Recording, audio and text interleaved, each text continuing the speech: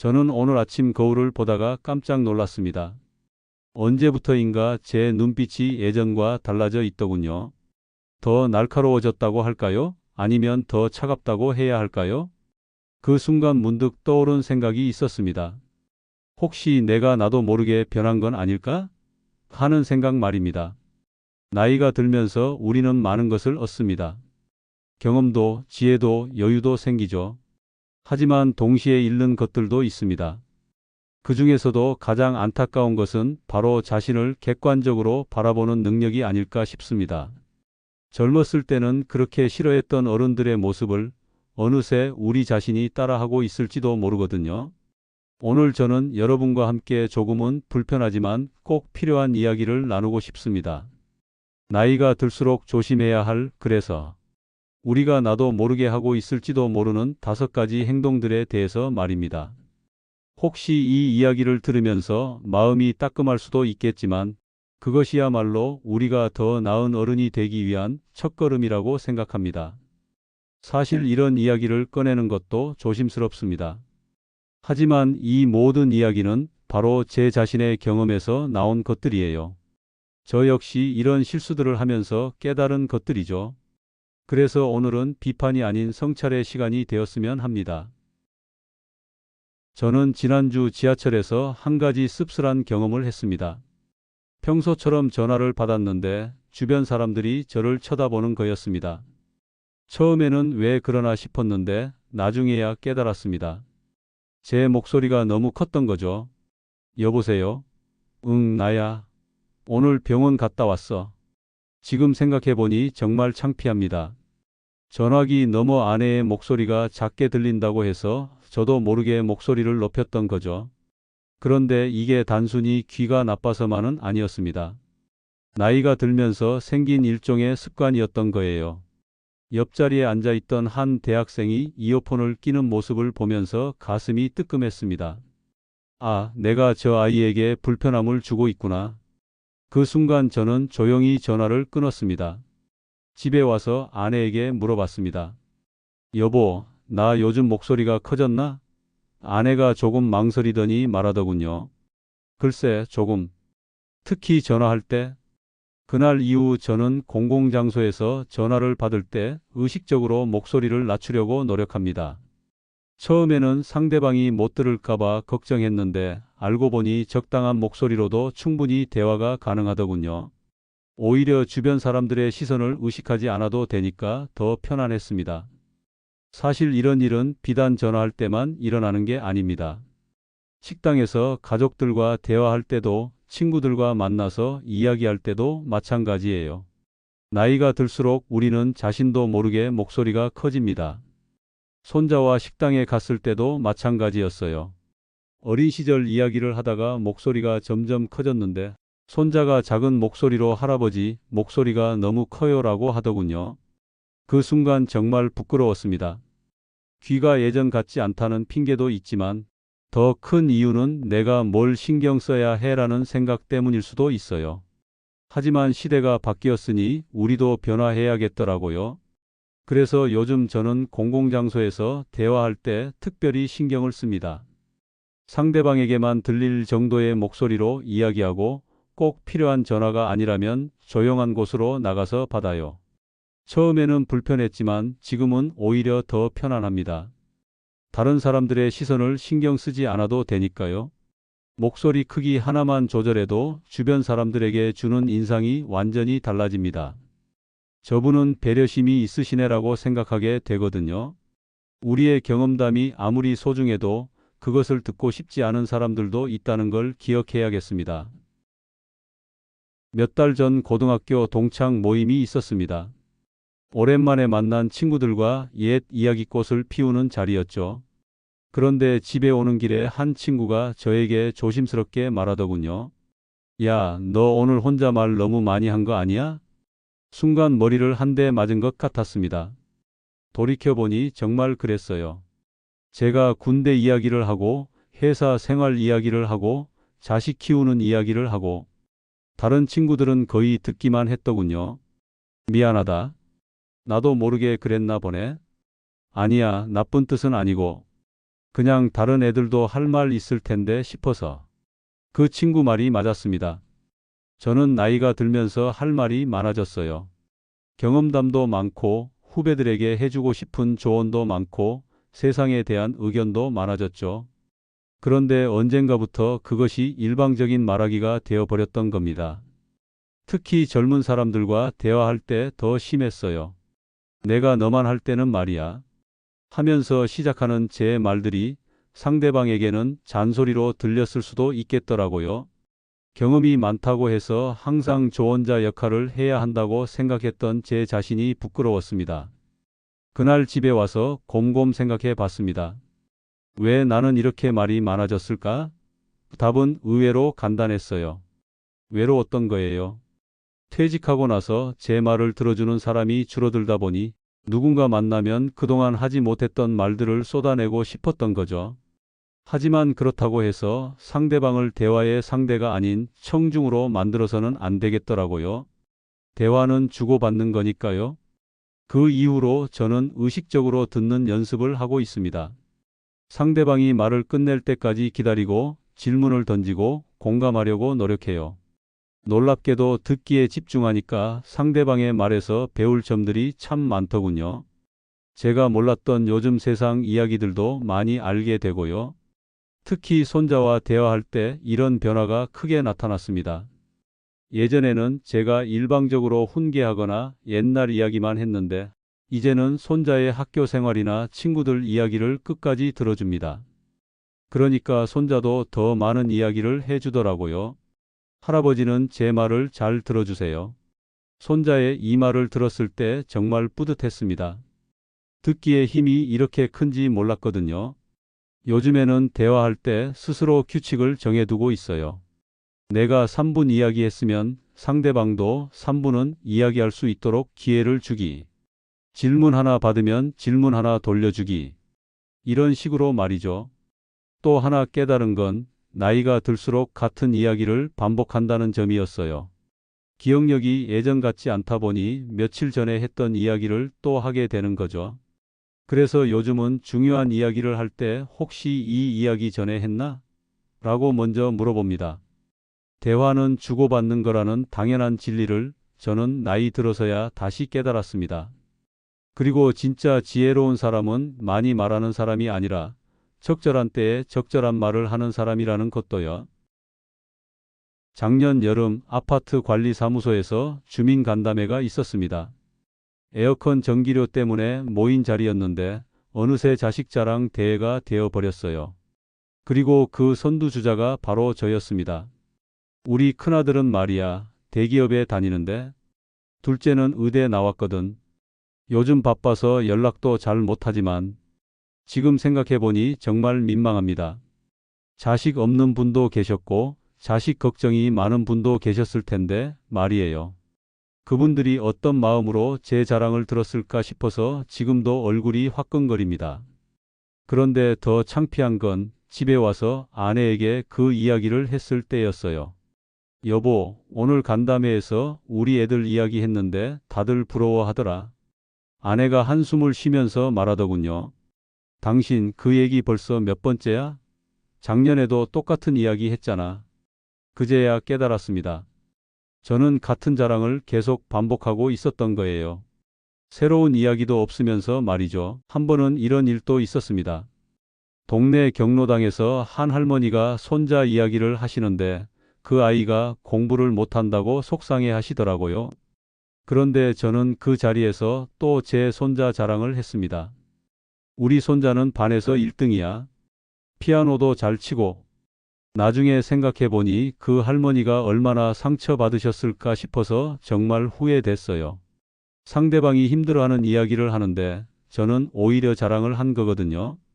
그래서 저는 자랑과 현실 사이의 간격을 줄이려고 노력하기 시작했습니다. 자식들의 성공만 이야기하는 게 아니라 때로는 걱정스러운 부분도 솔직하게 털어놓는 거예요. 요즘 아들이 회사 일로 스트레스를 많이 받는 것 같아서 걱정이야. 이렇게 말하니까 오히려 사람들이 더 공감하고 비슷한 고민을 가진 분들과 서로 위로도 주고받을 수 있더라고요. 자랑보다는 진솔한 이야기가 더 사람들의 마음을 움직인다는 걸 깨달았습니다. 또 한 가지 변화는 다른 사람의 이야기에 더 집중하게 된 것입니다. 예전에는 누군가 자식 이야기를 하면 바로 제 자식 이야기로 넘어갔는데 이제는 끝까지 들어줍니다. 아, 그래요? 그 아이가 참 효자네요. 걱정도 많으시겠어요.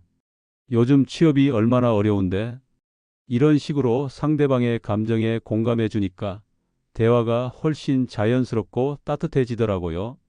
물론 자식에 대한 자부심을 가지는 건 자연스러운 일입니다. 하지만 그 자부심을 남에게 과시하려고 하면 문제가 생기는 거죠.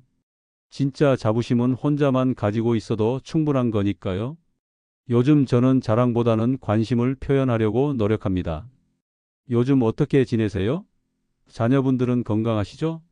이런 식으로 상대방에 대해 물어보는 거예요.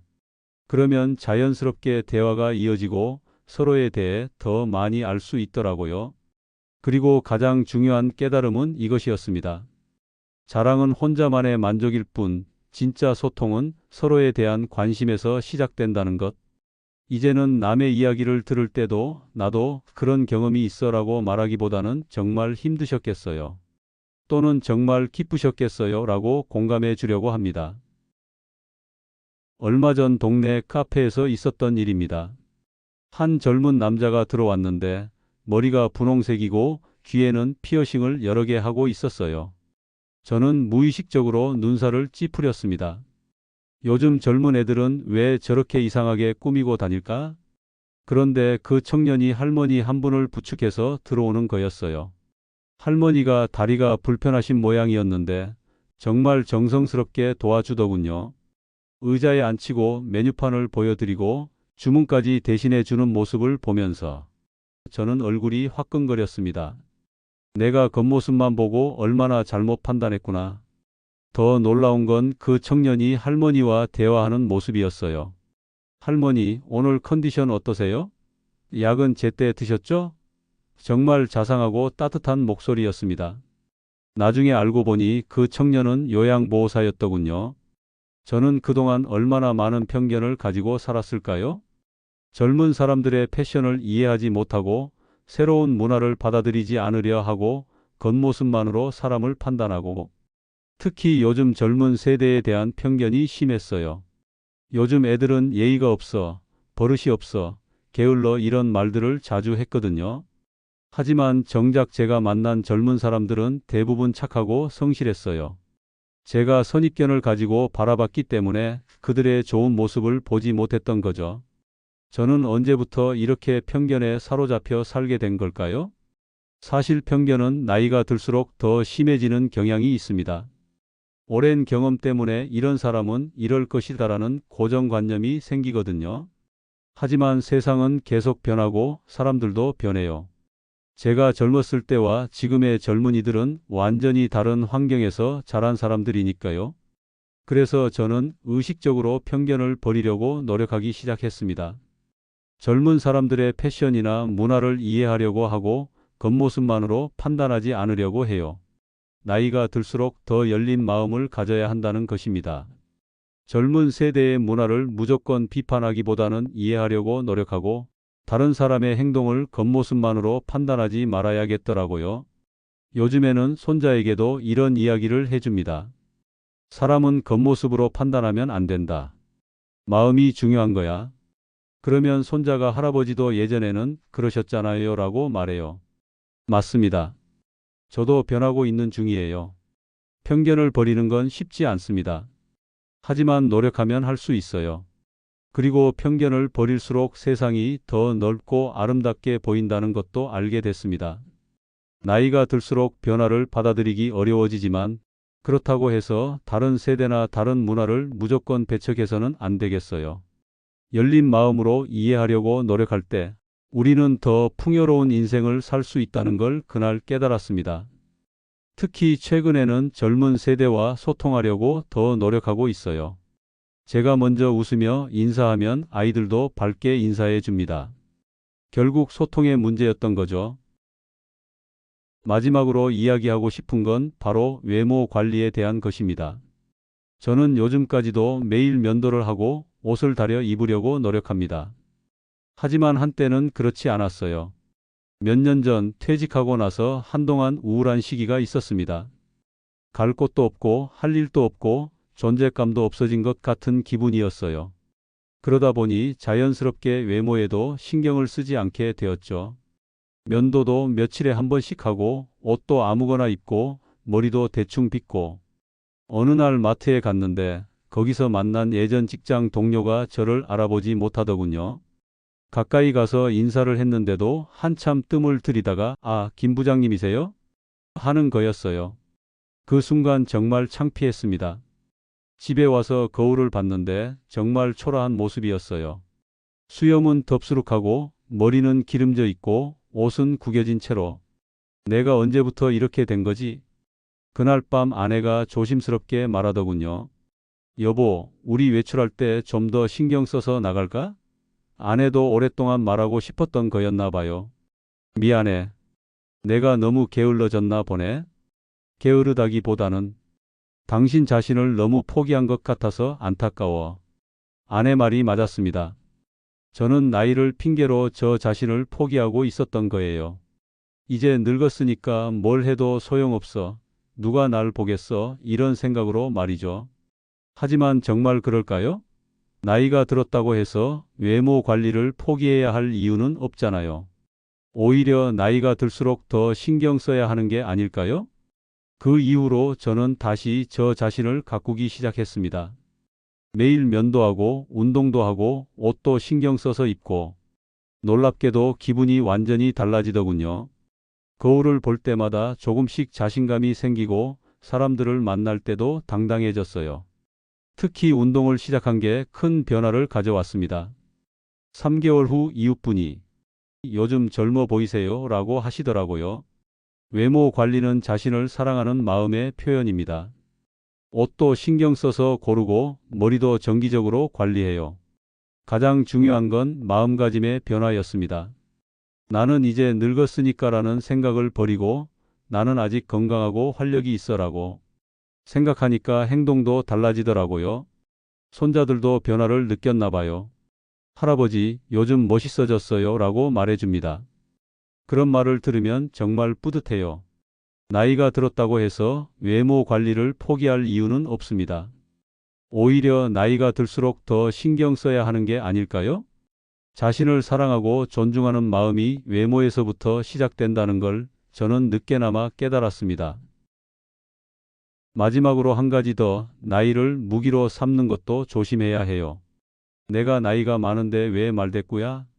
이런 말 해본 적 있으시죠? 하지만 존경은 나이로 강요하는 게 아니라 행동으로 얻는 거더라고요. 요즘에는 젊은 사람들과 대화할 때 이런 마음가짐을 가지려고 해요. 나는 경험이 많지만 이 사람은 새로운 지식이 많다. 서로 배울 점이 있다. 이렇게 생각하니까 대화가 훨씬 편해지더라고요. 특히 기술적인 부분에서는 젊은 사람들에게 많이 배워요. 스마트폰 사용법이나 인터넷 쇼핑 같은 것들 말이죠. 처음에는 이런 걸 왜 알아야 해라고 생각했는데 배우고 나니까 정말 편리하더라고요. 오늘 저는 여러분과 함께 5가지 아니 6가지의 이야기를 나누었습니다. 목소리가 커지는 것, 말을 독점하는 것, 자랑만 늘어놓는 것, 편견에 사로잡히는 것, 외모를 포기하는 것, 그리고 나이를 무기로 삼는 것까지 말이에요. 이 모든 이야기의 공통점이 뭘까요? 바로 우리가 나이가 들면서 자신도 모르게 변해가는 모습들이라는 점입니다. 젊었을 때는 나는 절대 저런 어른이 되지 않겠어 라고 다짐했던 바로 그 모습들이죠. 하지만 중요한 건 이런 모습들을 발견했다고 해서 자책할 필요는 없다는 겁니다. 오히려 인정하고 개선하려고 노력하는 것 자체가 성숙한 어른의 모습이에요. 완벽한 사람은 없으니까요. 저 역시 아직도 실수할 때가 많습니다. 가끔 목소리가 커질 때도 있고 말을 너무 많이 할 때도 있어요. 하지만 예전과 다른 점이 있다면 그런 제 모습을 인식하고 고치려고 노력한다는 점입니다. 나이가 든다는 것은 단순히 숫자가 늘어나는 게 아닙니다. 경험이 쌓이고 지혜가 늘어나고 더 성숙한 인간이 되어가는 과정이에요. 하지만 그 과정에서 놓치지 말아야 할 것들이 있습니다. 겸손함, 배려심, 열린 마음, 그리고 자신을 돌보는 마음 말이죠. 우리의 작은 변화들이 모여서 더 아름다운 노년을 만들어갑니다. 젊은 세대에게 존경받는 어른이 되고 무엇보다 자신에게 떳떳한 사람이 되는 것 말이에요. 나이 들어가는 것을 두려워하지 말고 더 지혜롭고 성숙해질 기회로 생각해 봅시다. 오늘 제 이야기가 여러분에게 작은 거울이 되었기를 바랍니다. 그리고 혹시 마음에 찔리는 부분이 있으셨다면 그것이야말로 더 나은 모습으로 변화할 수 있는 기회라고 생각해 주세요. 마지막으로 하고 싶은 말이 있어요. 나이는 숫자에 불과합니다.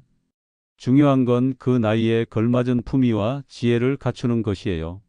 우리 모두 함께 더 멋진 어른이 되어 봅시다. 오늘도 끝까지 들어주셔서 정말 감사합니다. 구독과 좋아요는 더 좋은 콘텐츠를 만드는 힘이 됩니다. 그리고 댓글로 여러분의 경험담도 들려주세요.